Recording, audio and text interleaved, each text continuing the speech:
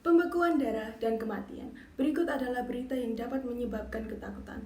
Tahukah Anda bahwa pikiran pada perempuan dan laki-laki dapat berbeda ketika dipengaruhi oleh kondisi sosial di sekitar mereka? Nama saya Keisha Bani dan bersama dengan pasangan saya, Valeria Gonzalez, kami berasal dari SMA Citati Christian School dan kami akan mempresentasikan penelitian kami yang berjudul Efek Nosebo Vaksin COVID-19 pada perempuan versus laki-laki di Surabaya. Pada dasarnya, efek nosebo adalah efek yang menghubungkan informasi, ekspektasi, dan pikiran negatif dengan efek-efek negatif. Cara kerjanya adalah dengan menerima informasi yang bersifat menyeramkan, yang menyebabkan pikiran negatif, dan pada ujungnya efek negatif secara fisik. Berikut adalah perbedaan-perbedaan antara perempuan dan laki-laki pada cara mereka diedukasi. Pertama, perempuan diajarkan untuk lebih teliti dan lebih berhati-hati. Kedua, perempuan lebih gampang dipengaruhi oleh perawatan pengkondisian. Ketiga, perempuan mempunyai toleransi rasa sakit yang lebih rendah. Dan yang terakhir, perempuan lebih gampang menanggapi perawatan nosebo. Kemudian laki-laki. Laki-laki biasanya diajarkan untuk lebih berani dan tidak takut kepada hal-hal yang sepele atau hal-hal yang kecil. Kedua, laki-laki lebih gampang menanggapi kepada perawatan verbal. Ketiga, laki-laki mempunyai rasa toleransi terhadap sebuah penyakit yang lebih tinggi. Kalau tadi perempuan lebih rendah, kalau laki-laki lebih tinggi.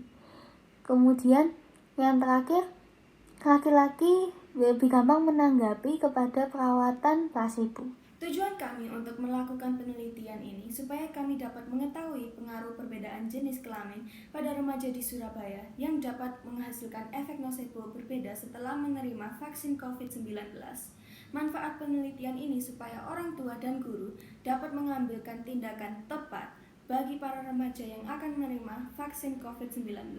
Perumusan masalah kami adalah seberapa signifikan perbedaan jenis kelamin di Surabaya dapat menghasilkan efek nosebo yang berbeda setelah menerima vaksin COVID-19.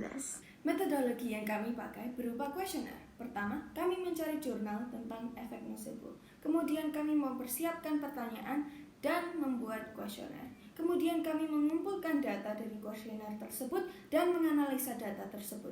Variabel Y1 dan Y2 akan kami bandingkan dan hasilnya akan menjadi H1, variabel Y3 dan Y4 akan kami bandingkan, hasilnya menjadi H2, dan variabel Y1 akan kami bandingkan lagi dengan variabel Y5 yang kemudian akan menjadi H3, dan variabel Y2 kami bandingkan lagi dengan variabel Y6 yang hasilnya akan menjadi H4. Berikut adalah hasil kuesioner kami. Pertanyaannya adalah, sebelum Anda menerima vaksin, apakah Anda pernah mendapat informasi mengenai efek samping vaksin? Perbandingan antara Y1 dan Y2 memberi nilai p-value 0,49031. Kemudian kami menanyakan pada mereka, apakah saat atau sesudah mereka menerima vaksin, apakah mereka sempat memikirkan tentang efek samping vaksin? Jika dites dengan t-test, p-value yang akan keluar adalah 0,013333, hasilnya signifikan.